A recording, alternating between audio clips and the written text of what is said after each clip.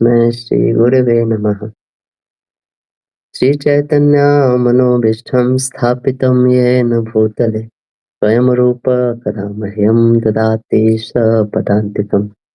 वन्देऽहं श्रीगुरो श्रीयुतापदकमलं श्रीगुरून् वैष्णवांश्च श्रीरूपं साग्रजातां सहगना रघुनाथान्वितं तं सजीवम् साद्वैतं सावधूतं परिजनासहितं कृष्णचैतन्यदेवं श्रीराधाकृष्णपादान् सहगना ललिता श्रीविशाखान्वितांश्च नमो विष्णुपादाय कृष्णपृष्ठाय भूतले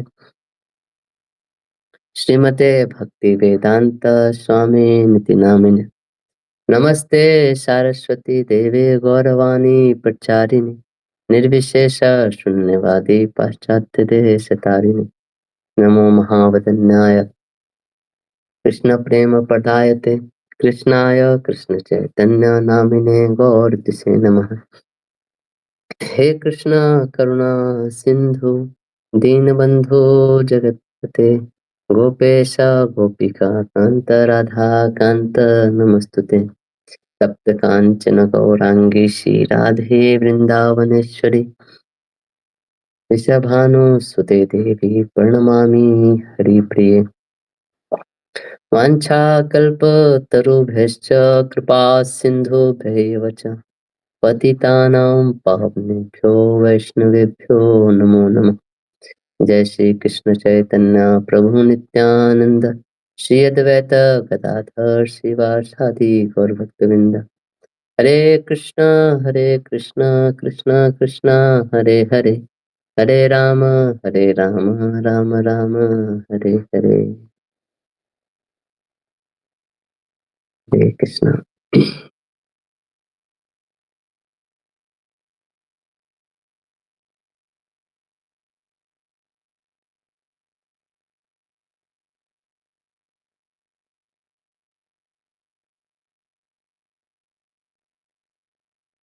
हम लोग कहीं और थे।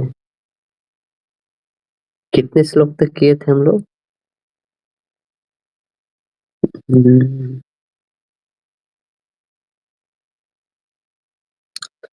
Just being known, nothing shall remain to you. What a many dimensional men.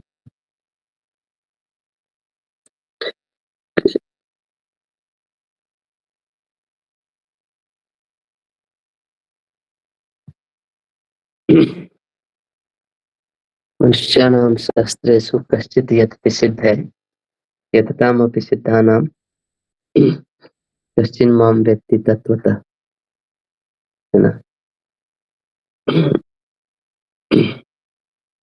तो इसमें यही बता रहे हैं कि बहुत रेयर चीज है ये चीज, है ना, है ना। भगवान को तत्वतः जानना ये बहुत ही मतलब एक रेयर ऑफ द रेयरेस्ट जिसको जो बोलते हैं ना वो चीज है ना।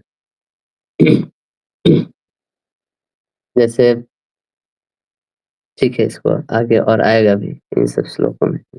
आगे पढ़िए, यहाँ से पढ़िए। Hare Krishna.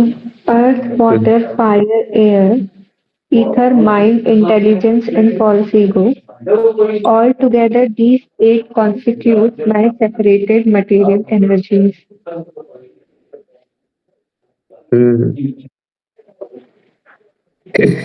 तो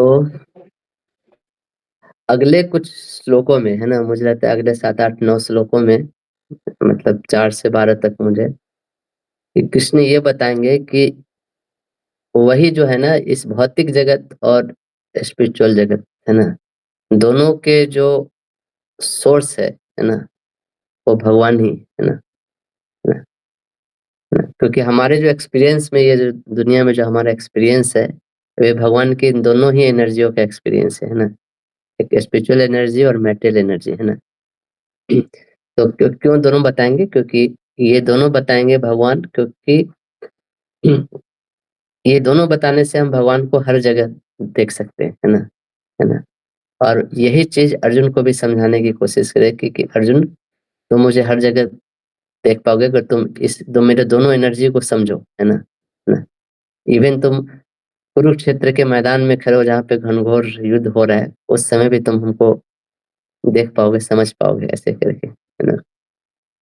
तो यहाँ पे एक और बहुत इम्पोर्टेंट, यहाँ पे जो ये जो चौथा है श्लोक, चौथा रिसोर्सेस ऑफ, पांचवा है ना, छठा। तो बेसिकली यहाँ पे एक मिनट, हाँ तो यहाँ पे ये बता, चौथा श्लोक बताएगा प्रकृति के बारे में, है ना? और पांचवा श्लोक जीव के बारे में, छठा सातवां ईश्वर के बारे में, है ना? तीन चीज है, ईश्वर, जीव एंड प्रकृति, है ना? है ना?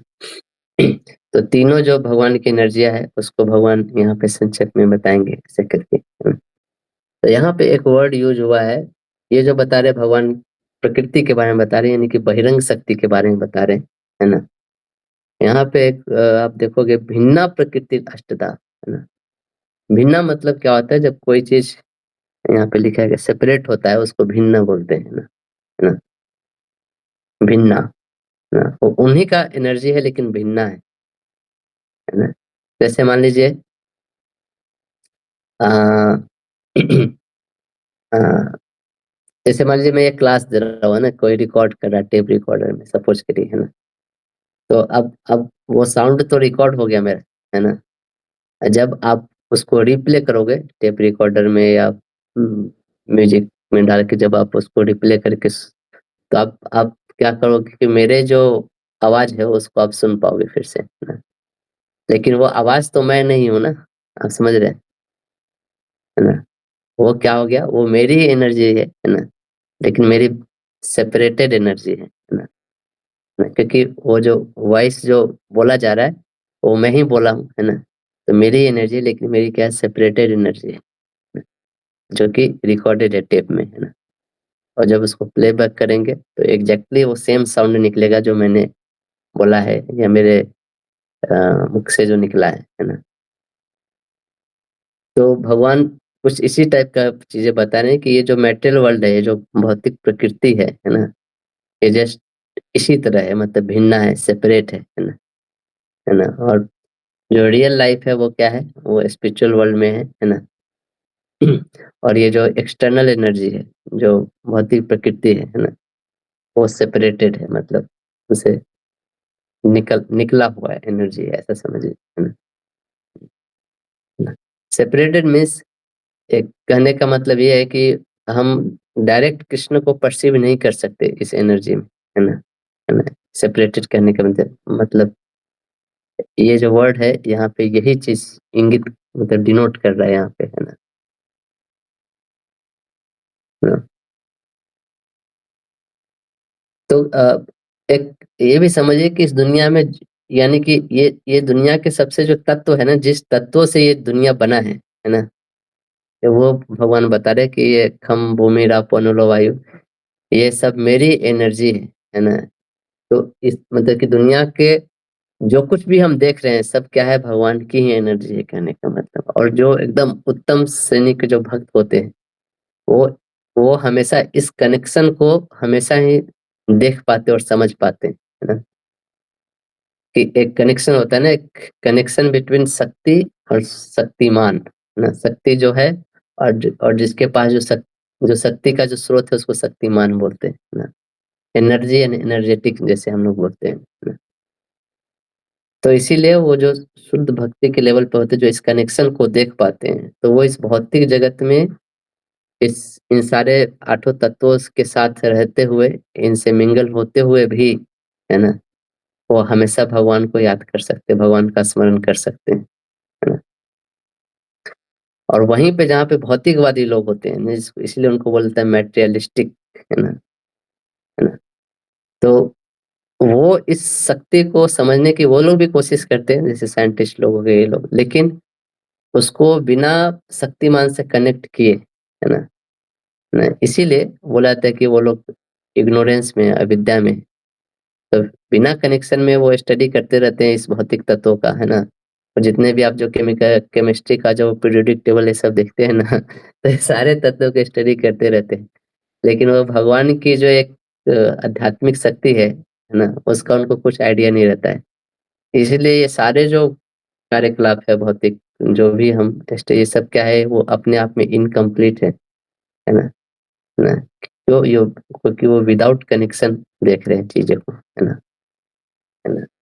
इसलिए भौतिक है, भिन्न है, सेपरेटेड है, विदाउट कनेक्शन देख रहे हैं, इसलिए वो कभी भी वो अल्टीमेट सोर्स तक नहीं पहुँच पाते हैं। ठीक है, आगे बढ़िए।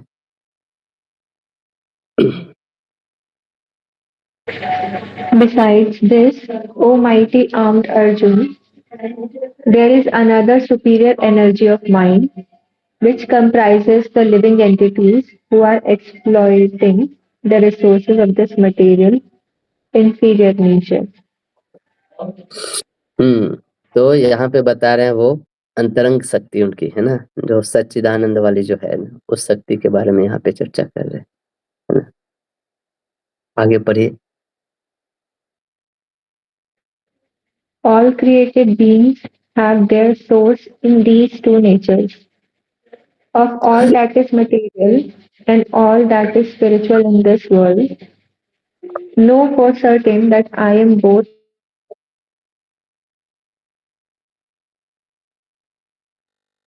I am both the origin and dissolution. पढ़ता हूँ, all created beings have their source in these two natures. Of all that is material and all that is spiritual in this world, know for certain that I am both the origin and dissolution. अब ये बताने के बाद एक बहिरंग शक्ति के बारे में बताया, एक अंतरंग शक्ति के बारे में बताया, और यहाँ पे ये बोल रहे हैं कि दोनों से मैं दोनों से सुपीरियर हूँ, है ना? दोनों से ऊपर हूँ, है ना? है ना? है ना? तो किससे, मैटर से भी ऊपर हूँ और लिविंग एंटिटी से भी ऊपर हूँ, है ना? क्योंकि मैं ही क्या हूँ, काउज ऑफ क्रिएशन हूँ और काउज ऑफ डिसोल्यूशन, बहुत, है ना? सभी कारणों का कारण मैं ही हूँ,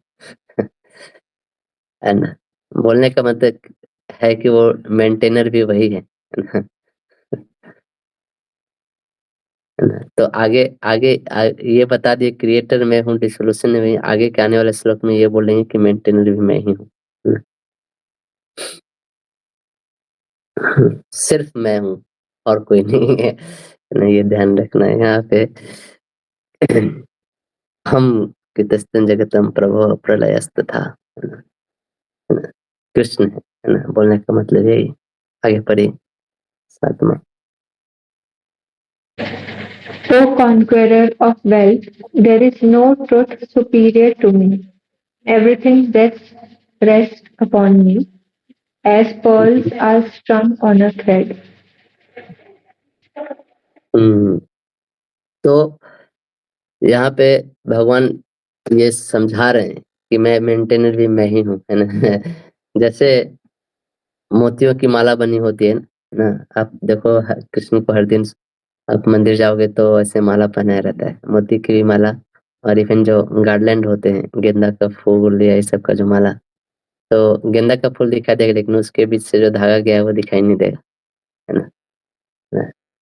तो मोतियों की माला भी उसी टाइप से होती है ना, हम लोग कंठी माला पहनते हैं गले में, तो कंठी वो तुलसी बीड्स दिखाई देगी लेकिन उसके अंदर एक धागा गया हो वो नहीं दिखाई देती। तो भगवान बोल रहे कि मैं दिखाई नहीं देता हूँ तो लोग समझते हैं कि मैं एग्जिस्ट ही नहीं करता हूँ, तो बोल रहे कि मैं ही एग्जिस्ट करता हूँ, इसलिए सारी जो मोतियां एक साथ टिकी हुई है। अगर मैं वो धागा के रूप में उधर से हट जाऊं तो सारी मोतियां बिखर जाएगी, है ना? तो ये एनालॉजी से समझाते हैं कि सब कुछ का मालिक मैं हूँ, सब कुछ मैं ही कर रहा हूँ, बस दिखाई नहीं देता हूँ, है ना? लेकिन मेरे हाथ बहुत लंबे हैं, कानून से भी लंबे हैं ऐसे। ना? है ना? तो आगे जो आने वाले श्लोक है ना 7 से 12, यहाँ से इसमें अब यहाँ से भगवान बताना चालू कर रहे हैं बेसिकली कि मेरे में क्या खासियत है, ये भी तुम जान लो, है ना? है ना? हाँ, है ना? तो ये सारी जो भगवान की विभूतियां हैं उसके बारे में यहाँ से बताना चालू करेंगे, है ना? है ना? और यही बताएं कि ये मेरी विभूतियां हैं जो कि जस्ट एक आम आदमी में जस्ट एक उसका अंश मात्र एक रिफ्लेक्ट होता है ना, ऐसे करके आगे पढ़िए। O son of Kunti, I am the taste of water, the light of the sun and the moon, the syllable Om in the Vedic mantras. I am the hmm, sound in ether and ability in men. हम्म। तो यहाँ पे अब भगवान और भी subtle में जाके चीजें बता रहे। एक तो ऊपर ऊपर से बता दिए है ना कि मेरे से ही सब कुछ आया है ना, मैं ही सबका मेंटेनर हूँ, मैं ही डिसोल्यूशन हूँ, मैनिफेस्टेशन सब कुछ मेरे से ही हुआ है ना। लेकिन यहाँ पे अब कि हम सिर्फ यही नहीं समझे कि कृष्ण सिर्फ कॉज है किसी भी चीज के, नहीं, कृष्णा काउज है और उसके साथ कृष्णा एसेंस भी है सब चीज के, है ना। अब यहाँ से बता रहे कि मैं सिर्फ पानी को बनाया ही नहीं हूँ, पानी का जो एसेंस है, टेस्ट, वो भी मैं ही हूँ, है ना। ऐसा नहीं कि सिर्फ पानी में हूँ, है ना। पानी में क्या खासियत है, पानी को पीने लोग क्यों पीते हैं, वो ऐसा टेस्ट होता है दुनिया की सब सब व्यक्ति को वो अच्छा लगता है, ये उसका टेस्ट है ना। जैसे किसी को पोमोग्रेनेट जूस दो, उसको हो सकता है अच्छा नहीं लगे, किसी को आम का जूस दो उसको अच्छा लगे, है ना। अलग अलग तरह के जूस बनते हैं, है ना। किसी को ये वैरायटी अच्छा लगता है, किसी को ये वैरायटी अच्छा नहीं लगता है ना, है ना, है ना। सुअर को जूस दो तो अच्छा नहीं लगेगा, लेकिन पानी ऐसा चीज है जो हर हर मनुष्य को अच्छा लगता है। हर मनुष्य, हर स्पीसीज, हर जीव पानी पीता है है ना। तो बोलते हो वो क्यों अच्छा लगता है कि मैं हूँ उसका एसेंस भी, पानी तो मैं ही हूँ ही, लेकिन वो पानी का जो एसेंस है, जो टेस्ट, वो भी मैं हूँ। वो वो कहाँ से आया है, तो वो मेरे से ही आया है ना? वो टेस्ट, पानी का वो स्वाद जो हमारा प्यास बुझा देता है ना तो वो प्यास बुझाने की क्षमता है, वो जो एसेंस है पानी का, वो बोल रहे हैं मैं ही हूँ। वो जो एक्टिव इंग्रेडिएंट है प्यास बुझाने वाली, भगवान बोल रहे हैं वो मैं हूँ, है ना।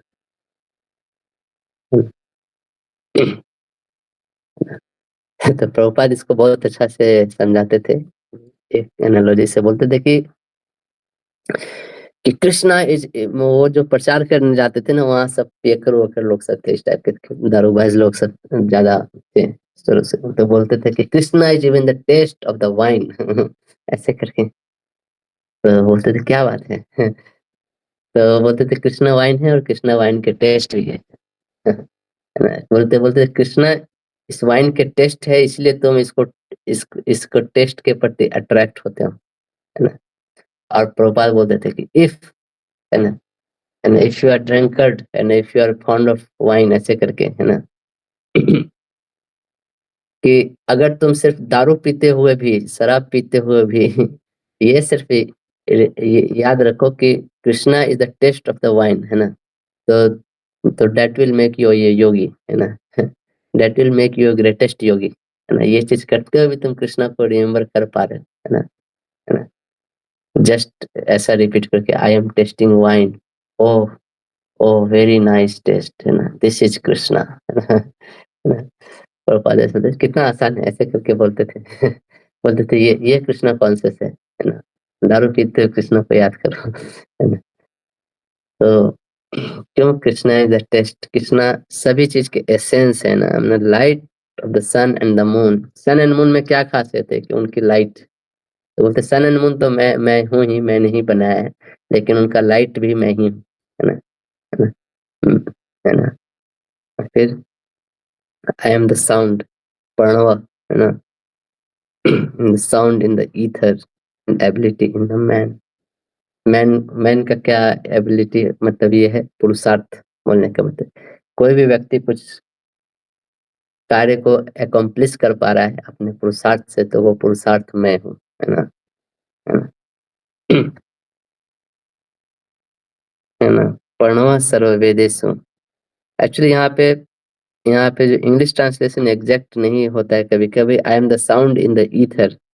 साउंड मतलब यहाँ पे हुआ जो प्रणवा जो वर्ड है उसको ओम को बोलते हैं, है ना, है ना। तो ओम ऐसा चीज है जो जितने भी शब्द है उस शब्द का जो सार है वो ओम है ना। जैसे आप जैसे जो भी उच्चारण हम लोग करते हैं ना, जितने भी अल्फाबेट्स है उसका उच्चारण स्थान 3 मेन उच्चारण स्थान होता है। एक कंठ होता है ना, जैसे हम लोग बोलते हैं ना, अकुह विसर्जनीया नाम कंठ, तो कंठ से ये सब शब्द आते हैं, आ क ख ग, है ना, है ना। तो एक सोर्स यहाँ से होता है जहाँ से आवाज, दूसरा मूर्धन्य होता है ना, है ना, है ना। अच्छा ऊ, अच्छा ऊ देखोगे, उ प फ ब भ, इसमें देखो ओठ, ओठ हमेशा टच होता है, प फ ब भ म उ, है ना। बिना बिना ओठ की सहायता से प फ ब भ म उ नहीं बोल पाएंगे, है ना। उसी तरह म, है ना, म में पूरा ओठ खुल जाता है, प फ ब भ म, है ना। तो ये जो ओठ है ना सबसे बाहरी भाग है, और कंठ सबसे नीचे वाला भाग है ना, है ना। और उ मतलब वो भी ओठ से ही होता है, लेकिन वो बीच वाला भाग का भी यूज करता है। तो अ उ म मतलब किसी भी चीज का बिगिनिंग, किसी भी चीज का मिडिल, और किसी भी चीज का एंड मैं ही हूँ, है ना। तो साउंड, हर चीज साउंड से आया है। तो वो जो ओम सिलेबल जो है ना, बोलते भगवान, ओम क्या है, सारे शब्द का जो एसेंस है वो ओम है, और वो ओम प्रणव क्या हूँ, मैं ही हूँ, ऐसे करके बोल रहे आगे पढ़िए।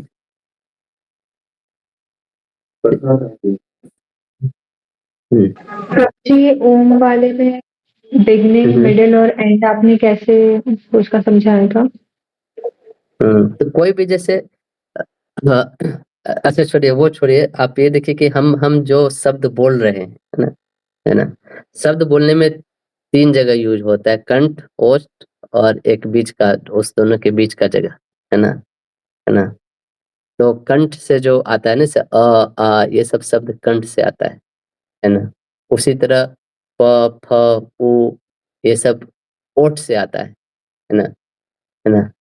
और म, है ना, वो म के उच्चारण के लिए आप कंठ और ओठ पूरा मतलब उसमें मिल जाता। और म में थोड़ा सा अ, अ, म में कैसे बोलेंगे, म में थोड़ा सा नासिका का भी यूज हो जाता है, बीच वाले पोर्शन, है ना। तो भगवान बोल रहे हैं कि अ, ये तीनों उच्चारण स्थान है किसी भी जीव को बोलने के लिए, किसी भी साउंड को निकालने के लिए, है ना। तो तो अ उ और म आप देखोगे, इन तीनों का जो उच्चारण स्थान देखोगे, इसी तीनों से होता है, कंठ से, ओष्ठ से, नहीं तो नासिका से, म में नासिका भी आ जाता है। तो इसलिए ये शब्द बना है ओ अ उ म। तो मतलब बोलने का कि दुनिया में जितने भी शब्द है उसका सार क्या हूँ, तो मैं ही हूँ, है ना। इसलिए वो जो उसको प्रणव बोलते हैं, ओम शब्द को, है ना। तो ऐसे है ना। ये मतलब संस्कृत का चीज है, हाँ। मतलब उतना शायद पता नहीं समझ पा रहे हो कि नहीं, लेकिन ये समझो कि ओम जो शब्द होता है ना, वो सारे ध्वनियों का जो सार होता है ना, वो ओम होता है ना, है ना, ऐसे। जी प्रभु जी। I am the origin fragrance of the earth, and I am the heat and fire. I am the life of all that lives, and I am the penances of all aesthetics. तो ये सब भगवान बताते जा रहे हैं कि सब कुछ का कैसे मैं एसेंस हूँ। अब आगे पढ़ते जाइए। O son of Pratha, know that I am the original seed of all existences, the intelligence of the intelligent, and the prowess of all powerful men. Okay. I am the strength of the strong, devoid of passion and desire. I am sex life which is not contrary to religious principles, O Lord of the Bhar- Bharata Arjuna. आगे। Know that all states of being, be they of goodness, passion, or ignorance, are manifested by my energy. I am in one sense everything, but I am independent. I am not under the modes of material nature, for they, on the contrary, are within me. तो इस दुनिया में जो भी activities होते हैं सब ये तीनों मोड के अंतर्गत ही होते हैं, गुडनेस, पैशन एंड इग्नोरेंस, है ना। तो बोले ये तीनों मोड है वो मेरे से ही आए हैं। है ना। तो इनडायरेक्टली यही बोल रहे हैं कि अगर सब कुछ मोड के अंदर हो रहा है और वो मोड्स मेरे से आया है, यानी कि सब कुछ मेरे अंडर ही हो रहा है ना। है ना। लेकिन लेकिन कोई सोच सकता है कि क्या आप भी मोड के अंदर हो क्या, तो बोलते नहीं नहीं मैं इंडिपेंडेंट हूँ। है ना। ये मोड्स मेरे अंदर है लेकिन मैं मोड्स के अंदर नहीं हूँ, है ना, ये बोल रहे हैं। क्योंकि जनरली हमारा हम लोग क्या है कि मोड्स के अंदर काम करते हैं ना, बंधे हुए हैं इन तीनों गुणों से। तो बोलते हैं कि इस जीव लोग है पूरा इस तीनों गुणों से बंधा होता है, लेकिन मैं इस तीनों गुणों से बंधा नहीं हूँ, बल्कि मैं इसका क्या हूँ, स्वामी हूँ, है ना। मैं ही इस संसार को हूँ जो कंट्रोल करते हैं ना। तो भगवान इस तरह संसार को कंट्रोल करते हैं, है ना। तो आगे जो श्लोक है ना 13-14 में, है ना, भगवान बताएंगे कि कि ये तीनों मोड्स उनके कंट्रोल में है ना, जो इंटर्न इस भौतिक जगत को कंट्रोल करते हैं, है ना। इस सेंस में ये सब श्लोक बताया जा रहा है। पढ़िए 13 और 14। Deluded by the three modes, goodness, passion, and ignorance, the whole world does not know me, who am above the modes and inexhaustible.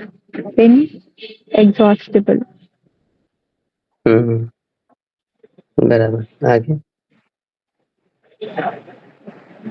This divine energy of mind, consisting of the three modes of material nature, is difficult to overcome. But those who have surrendered unto me can easily cross beyond it. हम्म।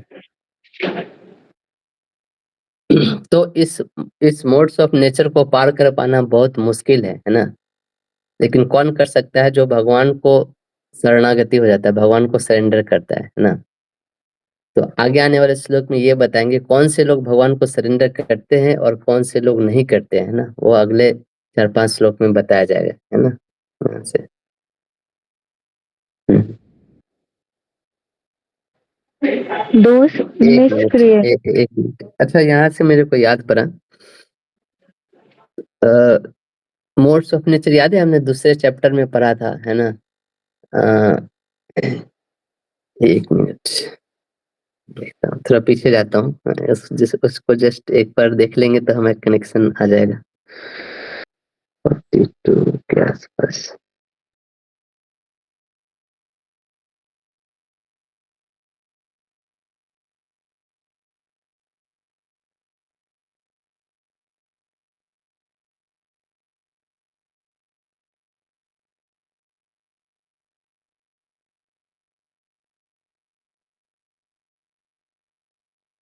ये वाला पढ़िए तो।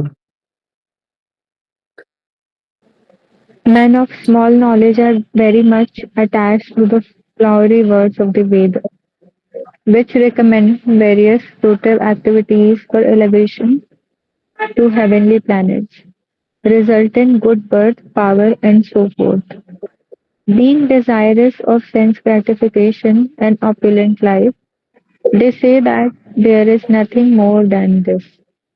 हम्म, तो very much attach to the flowery words of Vedas, है ना। वेद वेद क्या है ना, बहुत फ्लावरी चीजें लिखते रहते हैं। फ्लावरी वर्ड्स ऑफ वेदास मतलब अ, जैसे मान लीजिए किसी को आप घुमाने के लिए ले गए, है ना। तो आप क्या बोलेंगे, अरे वो क्या मंदिर है, दुनिया का अनोखा मंदिर, पहाड़ी वादियों में बसा हुआ है, हवा चलती है और उधर बगल में झरना है, एकदम स्वच्छ पानी है।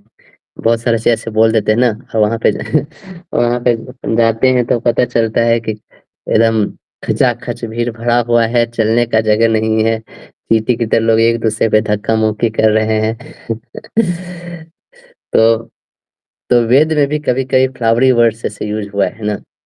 क्यों क्यों ये फ्लावरी चीजें देते हैं वेद, क्योंकि लोग उसी गुणों में ज्यादा रहते हैं, है ना। मैक्सिमम लोग जो है रजो तमो गुण में फंसे हुए रहते हैं ना। तो उस तीनों गुणों में फंस कर क्या चाहिए उनको, तो हेवनली लाइफ जीना चाहते हैं लोग, है ना। मजा किया जाएगा, अरे हेवन मतलब कि सुखमय स्वर्ग बनाया जाएगा। एक ऐसा सुंदर घर बनाएंगे स्वर्ग से सुंदर, और हमारा ऐसा ऐसा एक अच्छा परिवार होगा और ये सब चीजें लोग इसमें फंस के रहते हैं ना। है ना? अब हमें कोई बोलेगा कि जब हम ऐसा चीजें सुनते हैं साथ में, हमें कोई बोलेगा कि तुमको हेवनली लाइफ चाहिए क्या, तो हम तो सीधे मना कर देते हैं, है ना। हम ऐसा बोलते हैं, नहीं नहीं मुझे नहीं जाना है। लेकिन कोई आपसे बोले, है ना, कि जैसे मान लीजिए आपका कोई पसंदीदा कोई स्वीट है, मान लीजिए मिल्क केक, है ना, और बोले कह रहे मैं अभी अभी आया हूँ, है ना। मैं अभी अभी इंदौर से आया हूँ, वहाँ मिल्क केक, है ना, क्या अपना स्वीट का मिल्क केक लेके आया हूँ मैं, खाओगे क्या? हाँ चलो ये खा लेते हैं। या फिर आपको बोले कि चलो आपका जो सैलरी है ना वो 30 लाख से बढ़ाकर 40 लाख कर देते हैं ना, तो हम मना कर पाएंगे क्या? है ना, है ना। तो ये सब भी हेवनली डिजायर ही है एक तरह से, है ना। हम ग्रॉस लेवल पे सीधे मना कर देंगे हेवन जाने को, लेकिन ये जो छोटे छोटे डिजायर है, एक एक सुखपूर्वक जीवन जीने का, ये भी एक हेवनली डिजायर है, कहने का मतलब ना।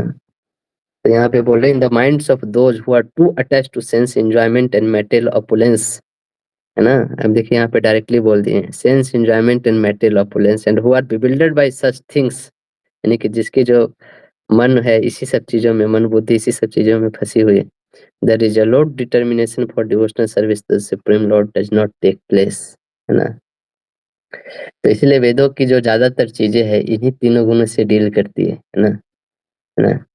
और यहाँ पे जब भगवान ये बात बोल रहे हैं 7वें अध्याय में, है ना, कौन सा श्लोक था,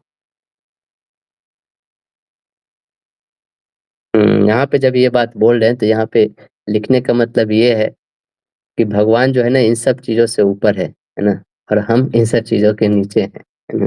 भगवान इन सब गुणों के ऊपर है, उठे हुए हैं, जो इनके अधीन होके काम करती है सब तीनों गुण, और हम इन सब गुणों में फंसे रहते हैं और उसके नीचे रह के काम करते हैं, है ना, है ना? आगे चलते हैं। हम्म, Those miscreants who are grossly foolish, who are lowest among mankind, whose knowledge is stolen by illusion, and who partake of the atheistic nature of demons, do not surrender unto me. हम्म, नामाम दुष्कृतनो मूढ़ा प्रपद्यन्ते नराधमा माया परितज्ञान आसुरम भावमाश्रितम, है ना। तो अब भगवान इसके पहले श्लोक में बताया कि कैसे, है ना, इन तीनों गुणों से उठ सकते हैं जो हमको, है ना। पहले ये बता दें कि बहुत डिफिकल्ट है ना, इसको इससे निकल पाना, और फिर बताते हैं कि अगर जो सरेंडर कर देता है हमको, है ना, उसके लिए बहुत इजी, है ना। तो अब यहाँ से बता रहे कि कौन लोग हमको सरेंडर करते हैं और कौन लोग हमको सरेंडर नहीं करते हैं, है ना, है ना। मान लीजिए कोई प्रश्न पूछे, ये बहुत आसान है, आपको सरेंडर कर देते हैं, ये आपने तो यूरेका एक बहुत अच्छी बात बता दी, हम सबको बोल देते हैं ये जाके सब सरेंडर कर दे। तो भगवान बोल रहे कि नहीं नहीं इतना आसान नहीं है ना। अर्जुन बोल सकता है ना, कह रहे इतने इतने सारे तो बुद्धिमान लोग हैं, फिलोसोफर है, इतने ऋषि मुनि हैं, इतने बड़े बड़े बिजनेसमैन हैं, क्षत्रिय हैं, इतने बड़े बड़े लीडर्स हैं, वो लोग क्यों नहीं सरेंडर करते आपको फिर? तो भगवान ये बोल रहे हैं कि 4 तरह के लोग जो है ना हमको सरेंडर नहीं करते, क्या बोले। इसका संस्कृत बहुत अच्छा है ये श्लोक का, है ना, ये श्लोक याद कर सकते हैं, बहुत फेमस श्लोक भी है। नामां दुष्कृतिनो मूढ़ा प्रपद्यन्ते नराधमा मायया अपहृतज्ञान आसुरं भावमाश्रितम्। तो 4 वर्ड यहाँ पे है, मूढ़ा, नराधमा, मायया अपहृत ज्ञान एंड आसुरम, है ना, है ना। तो मूढ़, मूढ़ किसको बोलते हैं ना, है ना, जो लोग गधे की तरह काम करते हैं उनको वहां पे मूढ़ बोला जा रहा है ना, है ना। जो सकाम कर्म जो सिर्फ करते हैं, है ना, इसके जैसे उनको बोलो कि थोड़ा आ जाओ ये भगवान की भक्ति करो, उसके लिए टाइम नहीं, है ना। लगे हुए हैं एकदम, गाड़ी एकदम फुल स्पीड में चलाया जा रहा है, लेकिन कहाँ जा रहा है गाड़ी उनसे, अरे टाइम नहीं है, छोड़ो चलाने दो अभी। है ना, तो उस टाइप का है ना। तो इसको बोलते हैं, जो गधे की तरह जो काम करते हैं ऐसे लोग को बोलते हैं, है ना। वो अपने अपने फलों से बहुत आसक्त रहते हैं वो, न कोई भी कर्म करते हैं ना, कर्म के फलों से बहुत आसक्त होते हैं, उन फलों को एन्जॉय करना चाहते हैं, ना? ना अपना जो परिश्रम करते हैं, उस परिश्रम का जो फल आता है ना? है ना? तो वो नहीं चाहते कि भगवान के साथ शेयर करें, ना सिर्फ़ और सिर्फ़ वो सारा फल मुझे आना चाहिए, है ना? वो डिग्री 0 और 1 डिग्री के ऊपर वो नहीं जाना चाहिए, है ना? ना ना उसको उनको पता नहीं होता वो किस लिए काम कर रहे हैं, है ना? जैसे एक गधा होता है ना, वो मतलब गाँव में रहोगे तो ये सब चीज़ें देखने को मिलता है, अभी भी कहीं-कहीं पे। पहले हम लोग छोटे थे तो गाँव हमारे घर के बगल में ही एक धोबी धोबी लोग रहते थे, तो वो लोग बहुत गधा पालते थे, है ना? है ना? तो वो गधा को पता नहीं था, गधा के ऊपर वो लोग चीज़ें लाद लाद देते हैं और वो चलते रहता है, चलते रहता है और जहाँ पे रोकता है, रोक देता है। उसको पता नहीं होता है वो किसके लिए काम कर रहा है, क्या काम कर रहा है, बस उसको खाना मिलता है और काम करते रहता है ना? उसको सिर्फ़ इतना ही कंसर्न होता है जीवन में कि आज मेरे को खाना मिल गया, है ना? उसके बाद उसको कोई और कुछ कंसर्न नहीं रहता है ना? हुँ, तो ऐसे लोगों को ही यहाँ पे मूढ़ा बोला जाता है ना? ना? जो लोग है ना? बहुत हार्ड वर्क करते हैं, है ना? रात-रात भर जाग के कंपनी का काम करते हैं, ऐसे भी लोग होते हैं, है ना? इधर से उधर जाते रहते हैं, अपना जो ह्यूमन एनर्जी है, वो पूरा पूरा जीवन अपना निकाल देते हैं, है ना? अकाउंटिंग में तो कॉपी चेक करने में तो ब ऐसे सारी चीज़ों में निकाल देते हैं, है ना? इवन उनको खाने का तक का समय नहीं रहता है, मैं देखता हूँ, मैं कंपनी में जब था तो लोग कोई-कोई लोग घर से भी खाना लाते थे और पूरा वो एसी में रह के खाना एकदम ठंडा हो जाता था। क्या लाते थे तो इतना वो लोग कमाते थे लाखों में लेकिन राते लाते थे 2 रोटी लाते थे और 1 भुजिया लाते थे, वो एकदम पूरा ठंडा हो जाता था, वही खा के फिर कंपनी में दिन भर काम करते थे। है ना? फिर उनको मुँह में अल्सर हो जाता था, इंडाइजेशन होता था, एसी में ब बैठे-बैठे शरीर खराब हो जाता है लॉन्ग टर्म में, है ना? तो ऐसे लोग काम करते हैं दुनिया में, है ना? तो कैसे ऐसे लोग गधे की तरह बोलते हैं क्योंकि उनको सिर्फ है ना, गधे को एक थोड़ा-सा घास रख दो, वो मस्त रहता है उसी में। ऐसे लोग सिर्फ अपने खाने के बारे में कंसर्न रहते हैं, है ना? अच्छे से सोने को मिले, है ना? है ना? कोई हमको एक सिक्योरिटी खोजते हैं, है ना? कि अच्छा घर हो, ना बैंक बैलेंस अच्छा हो, है ना? ना अच्छी पत्नी मिल जाए, अच्छा शादी हो जाए, अच्छी लड़की मिल जाए, है ना? बस इन सब चीज़ों में मस्त रहते हैं, अच्छे सब्सक्राइबर बने रहते हैं मेंटल वर्ल्ड के, है ना? जो वास्तव में जो शाश्वत चीज़ है वो है आत्मा, उससे कभी सब्सक्राइब नहीं करते, है ना? है ना? तो ऐसे लोगों को बोलो कि थोड़ा सुन लो भगवद गीता का ज्ञान तो वो बोलेंगे अरे अभी टाइम कहाँ है हम लोग का आप जानती हो सुबह से उठते हैं तो ये वो है ना? 10 तरह के बहाने इनके पास रहते हैं।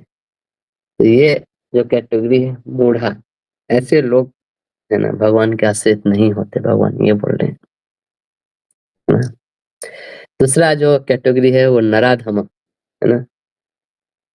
नराधम मतलब नर नराधम मतलब जो अ मैन में जो सबसे उम, गिरा हुआ जो सबसे पतित लोग हैं, है ना? अधम अधम मतलब होता है पतित, है ना? नराधम। तो नराधम का मतलब ये नहीं कि जो मैन है, वही वुमेन भी है इसमें, नर मतलब मैन वुमेन दोनों आता है, ऐसे समझिए, है ना? अभी नारी अधम नहीं लिखा है लेकिन वो भी समझना चाहिए, नर-अधम मतलब दोनों ही है ना? नर संस्कृत वर्ड होता है, वो पूरे मानव जाति को रिप्रेजेंट करने के लिए होता है ना? इसलिए जो नर से ही शब्द आया है नार, है ना? और जो इतने सारे नर के समूह के जो आश्रय हैं, वो है नारायण, ऐसे करके, है ना? हाँ, तो इस ऐसे उनका नाम नारायण है, भगवान का एक नाम नारायण है। सारे नरों के जो आश्रय हैं, वो नारायण, है ना? है ना? तो नराधम कौन है ना? जो कि बहुत ही माइज़र है, माइज़र मतलब कृपन जो है ना जिसको जिसको मान लीजिए बहुत सारा पैसा मिल गया उसके बाद भी जो कंजूसी वाला जीवन जीता है ना उसको नराधमा बोलते हैं, है ना? तो ये ह्यूमन बर्थ जो मिला है, ये मनुष्य शरीर जो मिला है, ये बहुत ही स्पेशल है। लेकिन मनुष्य शरीर मिलने के बाद भी उसको जानवर की तरह ही जीते हैं, सिर्फ खाना पीना सोना, है ना, इसी सब चीजों में लगे रहते हैं, है ना। ऐसे लोगों को नराधमा बोलते हैं, है ना। है ना, तो ऐसे लोग रियलाइज नहीं करते हैं कि भाई करोड़ों करोड़ों जन्म लगा है, करोड़ों करोड़ अलग अलग योनि में जन्म लिए हैं करोड़ों बार, उसके बाद जाके ये मनुष्य का शरीर मिला है, मनुष्य का जन्म मिला है। इस शरीर का खासियत ये है, सबसे बड़ा खासियत ये है कि इस शरीर से हम अपनी चेतना को ऊपर उठाने का प्रयास कर सकते हैं, है ना। सिंसियरली अगर इंडेवर किए तो हम जो एकदम जो एब्सोल्यूट ट्रूथ है, जो सत्य है ना, जो हमेशा शाश्वत है, वहां तक पहुंच सकते हैं। तो ऐसे लोग जिनको मनुष्य शरीर मिलने के बाद भी ये अटेम्प्ट नहीं करते हैं, है ना, ना कि मैं कितना करोड़ों करोड़ जन्म तक कितना बुरी तरह मैं तड़पा हूँ, कितना सफर किया हूँ, है ना, है ना। तो ऐसे लोग सही में मतलब माइजर है, मतलब कृपण है ना। और ऐसे लोगों को ही यहाँ पे नराधम बोला जा रहा है ना। ऐसे जन्म तो लिए लेकिन कोई रिलीजियस प्रिंसिपल फॉलो नहीं करना है ना। खास कर ये जो वेस्टर्न सोसाइटी वाले जो लोग सब होते हैं, है ना। इंडिया में तो बहुत हद तक कुछ लोग रिलीजियस प्रिंसिपल फॉलो करते हैं, जिनको धर्म से कुछ लेना देना नहीं होता है ना। सिर्फ कोट पैंट पहनते हैं और हर तरह के पाप वृत्ति में लगे रहते हैं, है ना। धार्मिक प्रिंसिपल मतलब वो सारे रिलीजियस प्रिंसिपल जो आपको अनर्थों से ऊपर उठाते हैं, है ना। जो धार्मिक नहीं होंगे वो आपको अनर्थों को बढ़ाता है ना। जैसे इंडिया, मान लीजिए ओलंपिक्स में इंडिया 5 गोल्ड मेडल जीत गया, है ना। लोग इस पे प्राउड फील करते हैं, है ना? तो ये क्या कर रहा है, ये आपको अनर्थों को ही बढ़ा रहा है ना। क्योंकि ये धार्मिक चीज, कोई ये धार्मिक चीज नहीं है, है ना। लोग मूवी देखते हैं, हॉलीवुड मूवी देखते हैं ना। वो उनका क्या करता है, उनका लस्ट को बढ़ाता है ना। कोई भी वेस्टर्न मूवी उठा लो, मैं गारंटी आंख मूंद के कोई भी वेस्टर्न मूवी उठा लो, वो आपके लस्ट को बढ़ाता ही है ना। वो लोग बनाते ही हैं वो इंटेंशन से कि आपके लस्ट को बढ़ाए, है ना। लेकिन वही धार्मिक जैसे जैसे ये सब जो चीजें था, ये सब आई कहाँ से, नाटक से आई, है ना। तो नाट्य शास्त्र के जो है वो भरत मुनि उन्होंने लिखा है नाट्य शास्त्र के ऊपर बुक, अलग अलग इमोशंस और रस को कैसे डिपिक्ट करना होता है, भावनाओं को, तो सारा उन्होंने लिखा है। तो वो लिखते थे कि जो ड्रामा इस तरह से लिखा जाता था, इससे कि वो आपके लस्ट को नहीं बढ़ाना चाहिए, वो आप एंजॉय भी कर रहे हो उस चीज को, ड्रामा को, लेकिन वो आपको लस्ट को नहीं बढ़ाएगा, बल्कि आपको आपके अंदर की चेतना को बढ़ा देगा। ऐसे ऐसे धार्मिक तरीके से ड्रामा लिखा जाता था, है ना। एंजॉयमेंट भी उसमें रहेगा और आपका वो भी उठेगा। तो ये जो जीवन शैली है ना, वैदिक जीवन शैली, है ना, इसको कोई फॉलो करेगा ना तो वो आदमी को स्पिरिचुअलिटी की तरफ, मतलब स्पिरिचुअलिटी की तरफ लेके जाता है ना।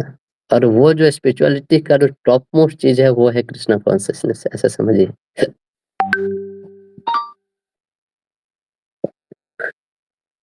हम्म, तो वो लोग नराधम है जिसको मनुष्य शरीर तो मिला है लेकिन भगवान के बारे में कुछ भी नहीं जानता है, एकदम अनजान व्यक्ति की तरह सिर्फ और सिर्फ अंधेरे में घूम रहे हैं। ऐसे लोग नरों में अधम है ना। तीसरा जो बोल रहे हैं, माया अपहृत ज्ञान, अगर तो माया माया के द्वारा अपहृत मतलब अपहरण कर लिया गया है जिसका ज्ञान, है ना। ऐसे लोग, है ना, है ना, जिनकी जो इतनी जो विद्वता है, वो भगवान की जो इल्यूजनरी जो शक्ति है ना उससे ढक दिया गया है ना। है ना? मतलब दुनिया में होते हैं ना बड़े बड़े फिलोसोफर, बहुत बड़े बड़े कवि, शेक्सपियर, साइंटिस्ट, ऐसे बहुत सारे लोग होते हैं, लेकिन भगवान की ये चकाचौंध कर देने वाली शक्ति ऐसी है कि लोग एकदम मिसगाइडेड रहते इसमें। है ना, है ना। तो ऐसे लोग देखोगे वो भगवान को फॉलो नहीं करते हैं, है ना। अपना फेमस हो जाते हैं बुक लिख के और फिर उसी में रमते रहते हैं, है ना। मोड ऑफ इग्नोरेंस है बेसिकली। तो आप देखोगे इस समय खासकर बहुत बहुत सारे लोग हैं माया अपहृत ज्ञान, है ना? और ये तो छोड़िए, मतलब ये तो ग्रॉस मेटलिस्ट है, लेकिन इवन जो मतलब स्कॉलर लोग हैं जो भगवत गीता पे कमेंट्री लिखे हैं, है ना? है ना? वो लोग भी माया अपहृत ज्ञान है ना? भगवत गीता पे कमेंट्री लिख रहे हैं, है ना? और कृष्ण को एक सिंपल एक दूसरे मनुष्य की तरह ही मानते हैं, है ना? ऐसे ऐसे लोग भी हैं, है ना? तो माया अपहृत ज्ञान, बड़े बड़े साइंटिस्ट लोग भी, विद्वान लोग भी, है ना? विद्वता तो बहुत है इनको अंदर, लेकिन बुद्धि हर ली गई। जैसे एक बार जैसे सोवियत यूनियन और अमेरिका ने जब हाँ, ये जो न्यूक्लियर वार ये सब सोच रहे थे, जब कोल्ड वार चल रही थी ना उस समय उन्होंने अपने अपने जो फाइल्स होते हैं ना उसको डिक्लासिफाइड किया, है ना? ऐसे करके देखते हैं कहाँ कहाँ क्या किया जा सकता है। तो उनको न्यूक्लियर बम गिराना था ऐसे, है ना? तो अमेरिका वालों ने मीटिंग किया, उसको वो लोग चर्चा किए कि ये बम यहाँ पे गिराएंगे, यहाँ पे कम आबादी वाले जगह है ना? जहाँ पे कम आबादी वाले जगह है वहाँ पे गिराएंगे, लोगों को कम नुकसान पहुंचेगा, है ना? और सोवियत यूनियन वाले ने पूरा वो सब रिसर्च किया और डेटा एनालाइज करने के बाद तो उन्होंने निकाला कि कहाँ पे बम गिराएंगे, जहाँ पे सबसे ज्यादा लोग रहते हैं ना वहां पे बम गिराएंगे, तो उससे क्या होगा ना कि हमको ज्यादा डेटा मिलेगा एनालिसिस करने के लिए, है ना? कितने सारे बहुत सारे सैंपल्स मिल जाएंगे लोगों के मरने वाले लोगों के, और ज्यादा आबादी वाले जगह में गिराएंगे, ज्यादा एनालिसिस करें, तो ऐसा खुराफाती दिमाग होता है इन लोग का, है ना? है ना? स्कॉलर तो है लेकिन दिमाग बहुत खुराफाती है ना? ऐसे ही जैसे एक एक व्यक्ति थे फॉरेन के, तो उन्होंने फॉरेन में एक लाइब्रेरी है जहाँ पे जीव गोस्वामी ने जो ग्रंथ लिखा है उस पे लोग पीएचडी करते हैं। तो उसने जीव गोस्वामी का लिखा हुआ ग्रंथ पे पीएचडी किया है। सोचिए किस लेवल का स्कॉलर होगा। जीव गोस्वामी के ग्रंथों पे पीएचडी किया है, मतलब अपने आप में एक गर्व से बोलने वाली बात है है ना? अब वहां गए थे, एक इंद्रदुम्न स्वामी है इस्कॉन के, है ना? तो गए थे वहां, तो उस व्यक्ति से मिले कि भाई ऐसे अजूबे लोग भी इस मतलब भाई जीव गोस्वामी के ग्रंथ से पीएचडी किया है अमेरिका में रह के, मतलब इससे तो मिलना ही चाहिए, है ना? तो उनसे मिले तो वो व्यक्ति बात करता है कि हाँ ठीक है, किताब वताब उसने बहुत सारी टेक्निकलिटी बताई, और लास्ट में बोलते हैं कृष्णा जो है ना, Krishna is an immoral God because he dances with the other persons wife, you know. तो आप सोच सकते हो उसने क्या ही पीएचडी किया होगा ऐसे लोग, है ना?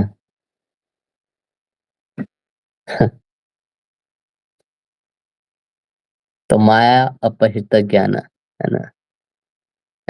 ऐसे लोग जो unauthorised interpretation of Bhagavad Gita पढ़ते हैं, है ना? जो परंपरा सिस्टम के बाहर पढ़ते हैं, है ना? है ना? ऐसे लोग के ज्ञान क्या होते हैं?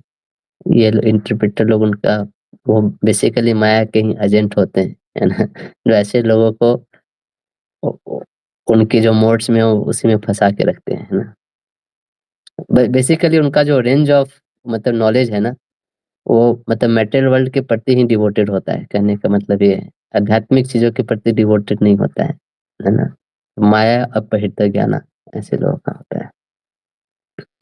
चौथा कैटेगरी यहाँ पे बता रहे हैं, जस्ट 2 मिनट में इसको समराइज कर देंगे, 1 मिनट में।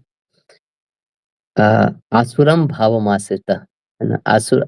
आसुरम मतलब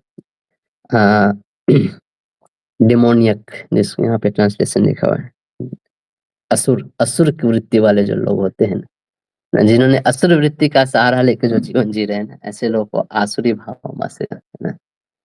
हम्म, ऐसा नहीं कि उनको उनको बुद्धि नहीं होती या उनको एजुकेशन कम है ना? ऐसा नहीं, है ना? लेकिन उनकी मेंटालिटी ही ऐसी होती है ना कि मतलब एन्जॉय करना है ना? है ना? है ना?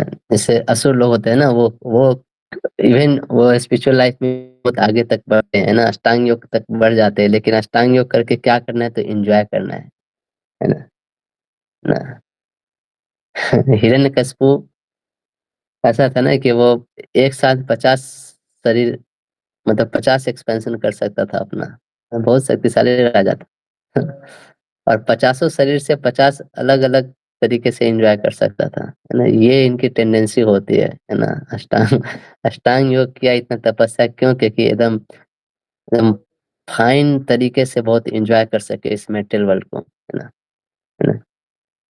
ऐसा, है ना। जैसे जैसे 5 वायु होते हैं शरीर में, है ना। आयुर्वेद में आता है, ये आयुर्वेदिक ग्रंथों में, है ना। 5 तरह के शरीर में वायु होते हैं जो पूरे वायु को कंट्रोल करते हैं, है ना। प्राण वायु, उदान वायु, समान वायु, अपान वायु, है ना, व्यान वायु, ऐसे करके।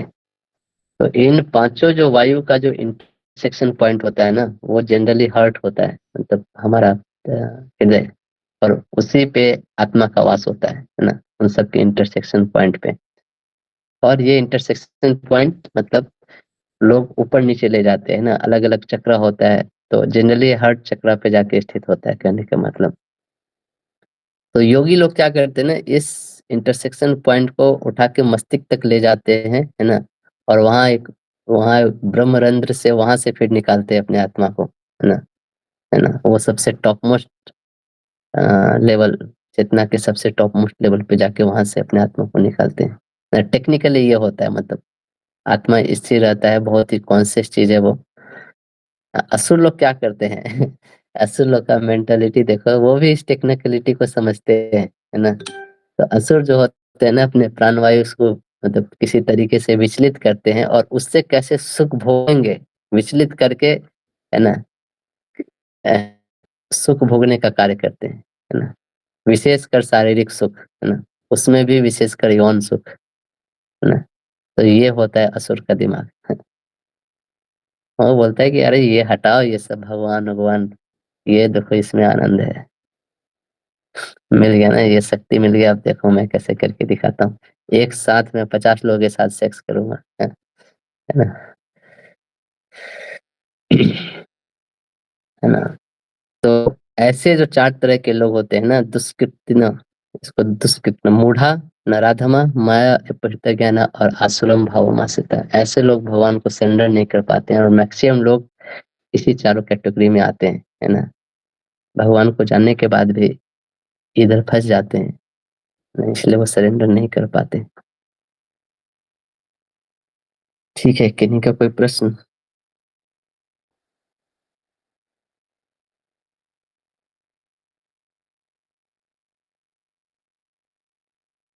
ठीक है, नहीं है तो यहीं एंड करते हैं ना, तो आगे से देखेंगे, आगे बताएंगे भगवान की कौन से 4 तरह के लोग हैं जो जो सरेंडर करते हैं, है ना। तो अभी 4 तरह के लोग जो सरेंडर नहीं करते, ये बताया। हम लोग कल देखेंगे कौन से 4 तरह के लोग हैं जो सरेंडर करते हैं, है ना।